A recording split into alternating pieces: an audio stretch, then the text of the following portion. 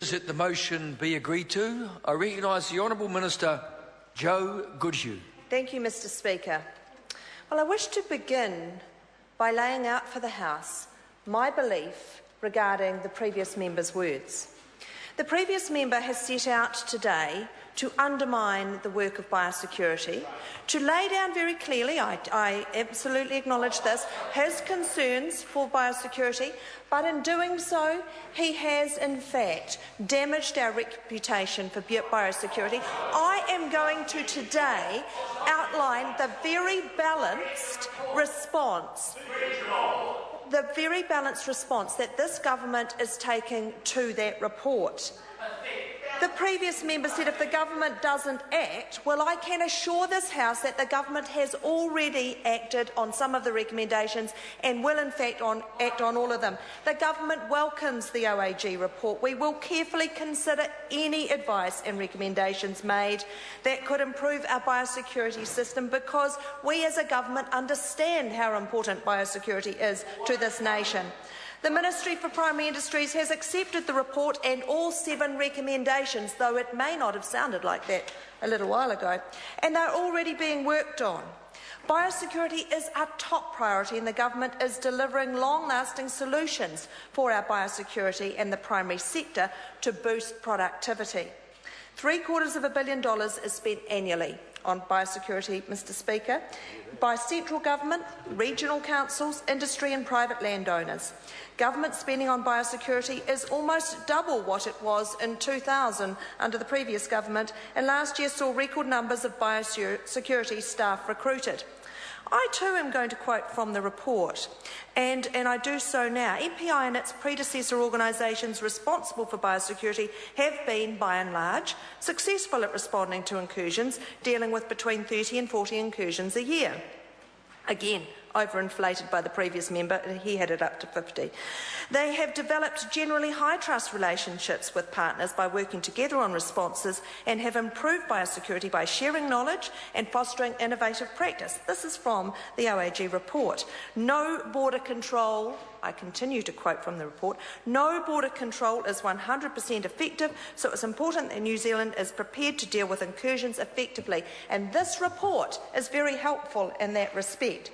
Overall, I maintain that New Zealand does have a world-class biosecurity system. As a government, we're extremely conscious of how important it is to protect our borders, and continuing to improve that system is a major priority.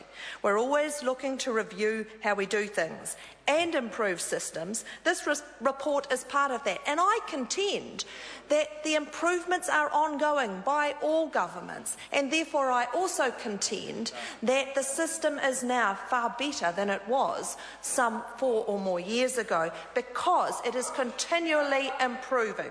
We don't accept that our planning for foot and mouth is inadequate. This is an area of major work for MPI, as seen with Exercise Taurus last year, which was, as those who read the report, observed by the Office of the Auditor General. This was a planning exercise to model an outbreak, and follow-up actions are to be completed by June this year. It's worth noting that this report only looks at one part of the biosecurity system, that is, responding to pests and diseases within New Zealand. While we need to be prepared to respond quickly and efficiently to incursions, we also have strong systems in place to prevent incursions occurring in the first place. The report also shows that MPI have been successful at responding to incursions. As I already mentioned, significant changes to the biosecurity system had already occurred before this report was released, and I want to reassure the previous member, because in fact he was concerned about that. Improvements already in progress include updating plans for dealing with specific pests, better surveillance targeting, and more regular exercises and simulations. For example, Mr Speaker, work is underway to identify the highest priority gaps in high-risk organism preparedness, so that these can be addressed in plans. This work will be completed by September this year, and will then be simulated and tested in the Biosecurity Exercise Program. The report notes that preparedness for foot and mouth disease is improving. MPI and industry are working together on action plans covering areas such as refining scenarios for foot and mouth disease incursions, developing a vaccination policy, establishing guidelines for disposal of carcasses and developing on-farm biosecurity plans. This work will result in shared ministry and industry plans that will be completed by September this year and will include planning on the areas specifically mentioned by the OAG, such as carcass disposal and vaccine plans and deployments. MPI is developing a program to deliver foot and mouth disease testing and simulation exercises over the next 5 years, and our preparedness will be tested on an ongoing basis. In 2013, 8 exercises will be completed. The next whole-of-government biosecurity exercise will be held within the next 2 years. The OAG report notes that MPI recognises the need for more planned reviews and testing of systems. Work is underway to identify the highest priority gaps in high-risk organism preparedness. And MPI is developing a business case to replace its existing biocontainment laboratory, with the replacement laboratory up and running in 2018 if the business case is approved. MPI's Statement of Intent 2012 to 2015 commits to improving capability, including creating a strategy for people capability and leadership training to be supported by new information systems. MPI also supports making contracting simpler, faster and more efficient for response partners, and this is under review. A review of the Biosecurity Response Services contract began in early February 2013. The project team looking into this contract is due to make its first report back to MPI senior management in mid-March this year, after taking advice from legal and policy staff. MPI is developing its management of the 3 major systems in biosecurity, food safety and primary production, following our mergers, and will continue to develop its current governance arrangements, business planning and strategy setting in a way that supports management of the 3 systems. MPI's Strategy 2030 and the recent Performance Improvement Framework, or PIF, review identified the importance of setting results-based performance expectations and building out people capability. MPI will set clear and results-based performance expectations and provide an accelerated focus on building our people capability. In fact, last year, MPI employed 45 new quarantine inspectors and 11 more were recruited in January this year. Last year, 7 detector dog handlers were recruited, and this year a further 4.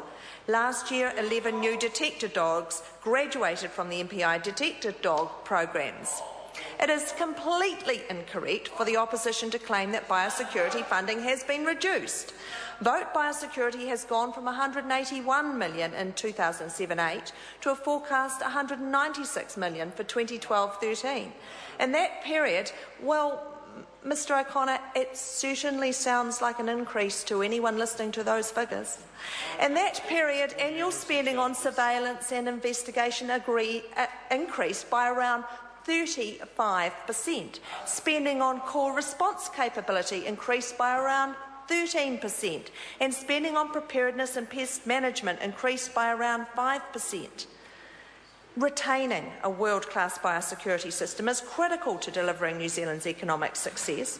Pests and diseases pose serious threats to our primary producers, who rely on good biosecurity status to support their businesses, and our access to export markets is heavily dependent on our biosecurity status. None of this is news to this government.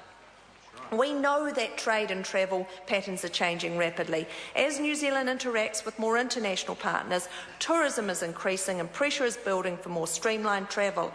Around 175,000 items a day come across our borders, and therefore it is very, very important that we take a risk-based approach, not a blind regulation approach, to assessing the risks to New Zealand.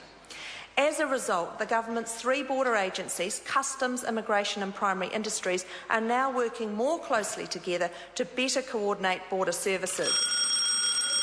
Members need to be assured that MPI is constantly developing its response, including after the suspected foot and mouth outbreak on Waiheke Island. And let me just outline the changes since then. policy for MPI's response to risk organisms and biosecurity response knowledge base, Biosecurity Law Reform Act, progress towards implementing government industry agreements, whole of government biosecurity response guide, biosecurity science strategy, farms online and National Animal Identification and Tracing or NAIT, building the National Biosecurity Capability Network. Doesn't sound like a government sitting on its hands to me. We now have a much stronger and more effective border system than we did when we took over in 2008. The previous government was slow to react. Page 69 of the OAG report notes that evidence shows that many recommendations from the 2005 foot and mouth disease simulation were not put into effect fully. So it is empty words indeed to hear the opposition criticising this government when we have already undertaken to progress many of the recommendations and have accepted all of them and will put progress into place as soon as is practicable. In fact, this is a government that's taking action on this serious issue, Mr. Speaker. Well done. I call the honourable member Stephen Browning.